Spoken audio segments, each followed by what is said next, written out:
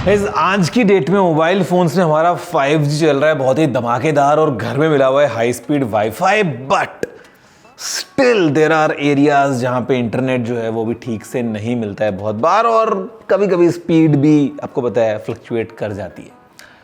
भाई I think future is going to be really fantastic because हमको मिलने वाला है high speed internet all the time, anywhere and everywhere, all thanks to Starlink coming to India। आज आप इस video का एक तरीके लाइक और शेयर करते हुए और हम पता लगाने वाले हैं Starlink के बारे में एंड फ्यूचर में क्या क्या चीज़ें इससे बदल जाएंगी एंड कितना इंपॉर्टेंट है ये, एंड ऑल टुगेदर भैया क्या प्लान्स क्या प्राइस वगैरह रहने वाली है Starlink की। नमस्कार दोस्तों, मेरा नाम है गौरव, आप देख रहे हैं टेक्निकल गुरुजी।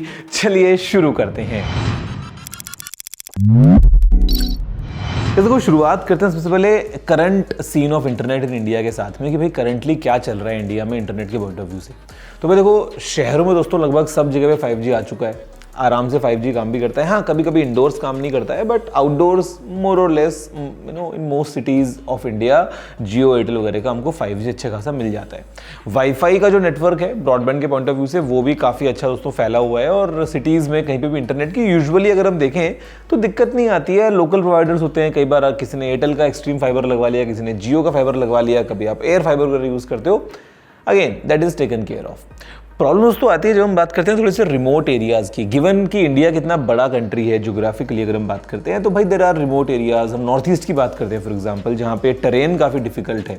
मतलब आई रिमेंबर जब भी वहाँ पे जाता हूँ तो नेटवर्क को लेके चैलेंज रहता है बहुत बार। मतलब कई बार गाँव में थोड़ा सा जो पहाड़ के ऊपर है वहाँ पे नेटवर्क आ रहा है, कई बार थोड़ा सा पहाड़ के पीछे हो गया तो भाई नेटवर्क नहीं आ रहा है ढंग से। ट्रीज़ बहुत ज़्यादा हैं, जंगल हैं, उन सब वजहों से। सेम अगर हम बात करते हैं फॉर एग्जाम्पल दोस्तों राजस्थान या गुजरात की, जहाँ पे रिमोट कहीं दूर गांव है तो वहाँ पे कई बार नेटवर्क नहीं आता है ठीक से। Same cheese goes for Himachal, Uttarakhand और अपना जम्मू कश्मीर लद्दाख की अगर हम बात कर लें तो ये चीज़ तो है। अब यहाँ तक इंटरनेट कैसे पहुँचाएं भाई? हम ब्रॉडबैंड का अगर प्लान करें और अगर खंबे लगाना हो तो कई बार तो टावर लगाने बहुत ही मुश्किल है। इंफ्रास्ट्रक्चर कई बार जो है वो पॉसिबल नहीं होता है पहुँचाना। कई बार कॉस्ट बहुत ज़्यादा होती है फाइबर को, पूरा केबल को डालने की, specially in areas like north east या माउंटेनियस रीजन जहाँ पे लैंडस्लाइड्स की दिक्कत बहुत ज़्यादा होती है। तो आपने आज टावर लगाया, अगले सीजन तक आते थे तो भैया वो टावर ही आपका पूरा बह गया है। तो यहाँ पे अब आगे व्हाट इज़ द सोल्यूशन? तो गाइस सोल्यूशन इज़ स्टारलिंक। मतलब स्टारलिंक का कॉन्सेप्ट इतना तगड़ा है ना कि मतलब हज़ारों हज़ारों सैटेलाइट्स हैं जो धरती के चारों तरफ हैं, और उन्होंने पूरा अपने समझ लो जाल बना रखा है, and you can access them from anywhere on the earth because पूरी धरती समझ लो कवरेज जो है वो उस क्षेत्र में आती है, और आपको बड़े आराम से इंटरनेट मिल जाएगा। इसके लिए केवल आपको चाहिए एक छोटी सी डिश, उसी के लिए एक पावर सप्लाई और एक router to create a wifi network. अब दोस्तों जो डिश है ना ये बहुत छोटी है, बहुत कॉम्पैक्ट है, वैसे बहुत बड़ी बड़ी छतरियों की बात मैं आपसे नहीं कर रहा हूँ, और ये अलग अलग सीन में काम में आ सकती हैं। For land use, for sea use, जहाँ पे आप बोट या यॉट की बात करें वहाँ पे आप स्टारलिंक लगा लो, एंड इनफैक्ट फ्लाइट्स के अंदर भी कुछ एयरलाइंस जो हैं वो स्टारलिंक को यूज़ कर रही हैं। अब यहाँ पे पावर सप्लाई की जो बात है वो भी ऐसी है कि आपने एक बैटरी रख ली है या सोलर वोलर लगा लिया है तो आपको बिजली भी एक बार को भाई वो तो आप you can harvest from somewhere else, and आपका इंटरनेट समझ लो फॉरएवर चलने वाला है बड़े आराम से, बिकॉज सीधा सैटेलाइट से कनेक्शन हो चुका है। गाइस इंडिया में फाइनली अभी things are going in the right direction, जहाँ पे स्टारलिंक जो है वो जियो और एयरटेल के पार्टनरशिप करके अभी हमको ये सर्विसेज ऑफर करेगा इन फ्यूचर। और जो इंडियन गवर्नमेंट है वहाँ से भी चीज़ें अभी they are all in alignment, because आपको पता है इंडिया के अंदर डेफिनेटली देयर आर नॉर्म्स जो किसी भी कंपनी को फॉलो करने ही होंगे। तो स्टारलिंक ने पहले जब इंडिया में प्री ऑर्डर्स वगैरह स्टार्ट कर दिए थे तो उसको रोकना पड़ गया था भाई कि मतलब कहाँ से क्या ऐसे हवा में आ जाओगे तुम। अभी वैसे ग्लोबली 60-70 कंट्रीज़ में अवेलेबल है स्टारलिंक, बट इंडिया में finally when it gets a complete green signal वो तभी आ पाएगा, लेकिन वो आएगा in collaboration with Jio and Airtel. तो दोस्तों फ्यूचर में ऐसा होगा कि जो जियो और एयरटेल के प्लान्स है ना वही समझ लो हमको स्टारलिंक वाले प्लान्स मिल जाएंगे। कॉस्ट थोड़ी ज़्यादा जाएगी, मुझे ऐसा लगता है कि 7-8 हज़ार पर मंथ तो मिनिमम इसका चार्ज रहेगा, थोड़ा सा क्या पता ज़्यादा भी हो जाए। खैर इंडिया के नाम पे, गाँव के नाम पे 15-20 हज़ार तो देखो charge will be too expensive. 7-8 हज़ार तक स्टिल समझ में आता है for someone who can afford, वो इंटरनेट लगवा पाएगा, एंड उसको लगभग समझ लो 200 Mbps 250 Mbps के आसपास की स्पीड जो है वो मिल जाएगी, no matter of the terrain. अब दोस्तों ये देखो सुनने में लगता है बड़ा एक सिंपल सा स्टेप, लेकिन इसके बेनिफिट्स कहाँ कहाँ होंगे ना थोड़ा सा एक एक करके उनके ऊपर बात करते हैं। तो सबसे पहले बात कर लेते हैं अबाउट एजुकेशन एंड जॉब्स। मतलब रिमोट एरियाज़ में आप सोचो, because of the lack of internet आज की डेट के अंदर भी ऑनलाइन पढ़ाई वगैरह एक चैलेंज बन जाती है बहुत बार।